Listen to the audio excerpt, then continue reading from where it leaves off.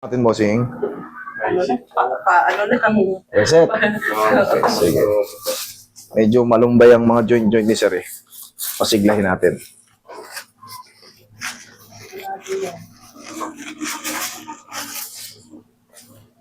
Bumunti ka sa sir. Yan.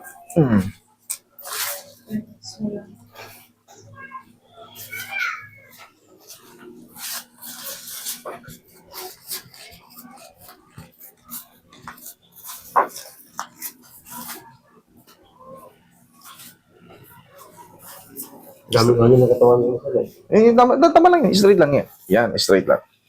Kaya natutulog ako eh. Huwag mo labanan. Yan, lambutan mo lang. Ano sir? Ano ulit sir? Hindi ko gano'n naintindihan. Natutulog ako para minsan yung ganun yung katawan ko. Umipitik? Hindi. Okay. Okay. Relax lang.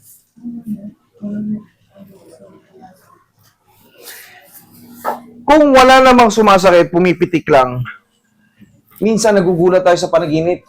Gumagano, no? Nangyayari yun.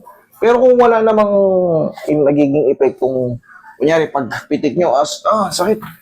Wala naman. Kung wala namang, wala yun. Walang dapat ipag-alala. Meron talaga nagugulat, tulog.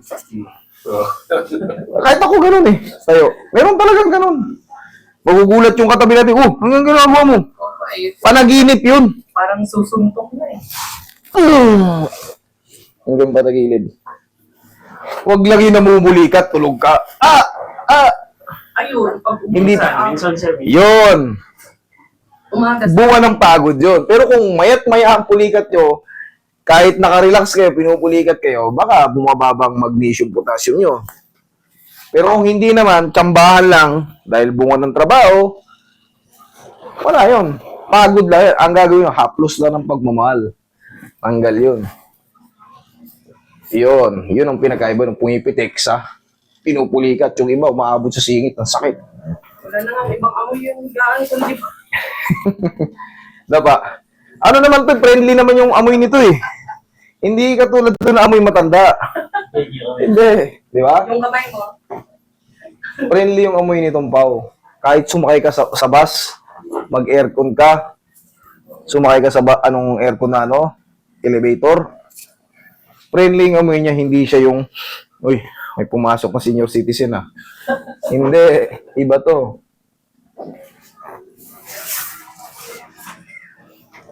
Maluwag sa ilong.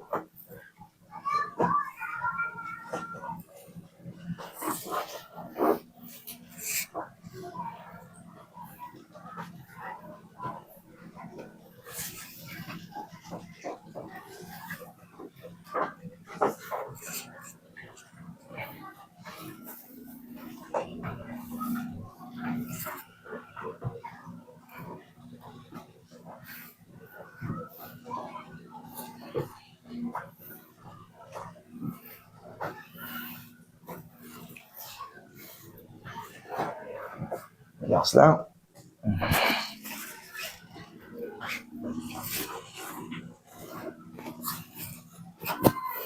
Yeah, right.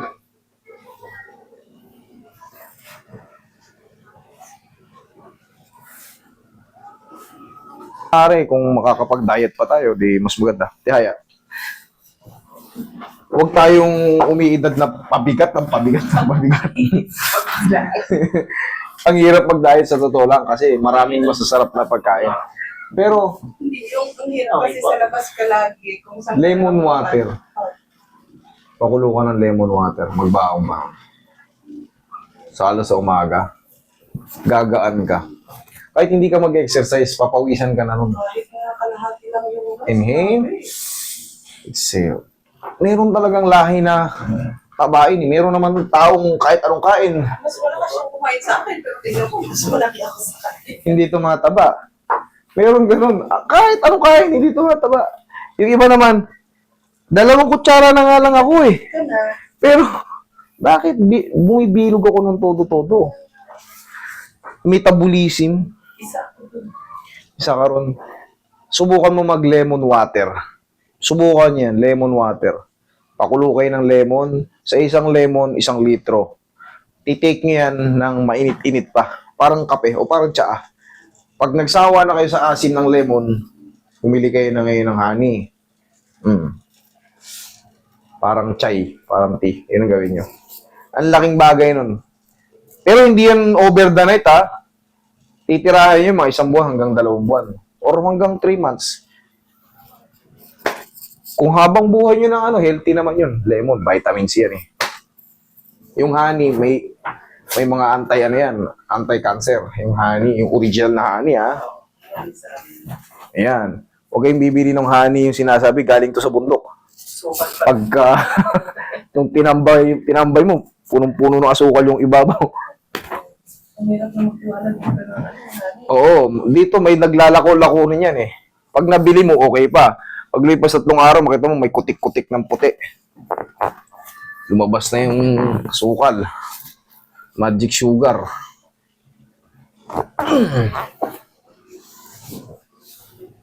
Okay, sir. Upo.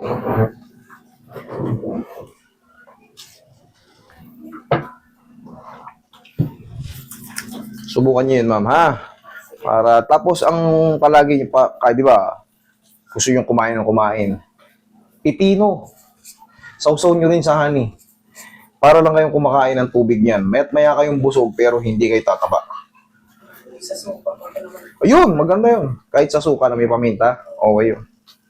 Pipino. Sabi ng doktor, yan ang magandang pagkain ng mga babae. Ang daming yung mga, madalas kasi sa babae nagkakaroon ng cancer cells. Mas prone, lalo yung mga breast cancer. Yan pala magandang pang ano. So, lalaki naman, sir, sa kayo. Sa mga lalaki, bawas lang tayo ng sobrang alat. Hindi siya. Pero kung kasi maano na siya, madaling, Ano? Madaling, hindi matutunan. hindi siya natutunawan. Bloated, parang ganon. Kasi, ano yung tawag ko? Na nakabagal. Ang tawag doon yun. Hindi ka natutunawan lagi. Hindi ka Luya. Luya. Sa'yo, lemon. Sa kanya naman, luya. Pakulo kay luya. Pero pag like, Maganda yun yung pag dinigay mo. Ay, hanggang sarap nun. Bloated nga yung tawag doon, yung parang palagi may kabag. Tapos, pag hindi niya sinuka yung kinain niya na last, Nagkikreate kasi ng nagkikreate ng gastroenteritis. Naiipon yung hangin dito, tapos hindi makalabas. Maaari siyang minsan, nagsusuka siya. pinapasuka ko na lang. Nangyayari rin sa akin yun. Para ano lang. Gusto kong, pag hindi ko naisuka yun, Basta, wala. Para akong meron, madalas ko nagiging, pag nakainom ka ng tubig na may parang hindi ka komportable. Biglang nagiging amoebiasis. Yan ang nagiging sa akin dati, amoebiasis, gastroenteritis. Yan ang mga nagiging result ko nun. Kabag, pero pag nadighay ko siya ng malakas, para kung na-renew yung buong pagkatao ko.